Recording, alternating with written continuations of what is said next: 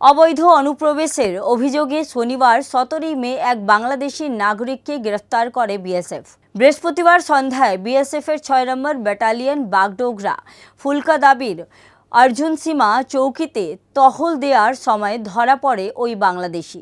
জানা গেছে, সীমান্ত সংলগ্ন এলাকায় সন্দেহজনক ওই ব্যক্তিকে ঘোরাফেরা করতে দেখা যায়।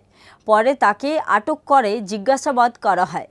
ওই ব্যক্তি জানায় সে বাংলাদেশের নাগরিক, 4 বছর আগে অবৈধভাবে ভারতে প্রবেশ করেছিল। তিনি আরও জানায়, এতদিন ধরে মুর্শিদাবাদের বেলডাঙ্গায় থাকছিল এবং এদেশে এসে আধার কার্ড, প্যান কার্ড থেকে ব্যাংকের পাসবুক, একাধিক ভারতীয় পরিচয় পত্র তৈরি করে ফেলে। ধৃত ব্যক্তির নাম মোহাম্মদ সেলিম আনসারি, বাংলাদেশের কক্সবাজার বাসিন্দা। শুধু তাই নয়, অন্যের নামে ইমাম ভাতা পর্যন্ত নিত বলে জানিয়েছে ওই ব্যক্তি। এই ঘটনা সামনে আসতেই প্রশ্ন উঠেছে, কিভাবে এক বাংলাদেশি অবৈধভাবে ভারতে বসবাস করছিল।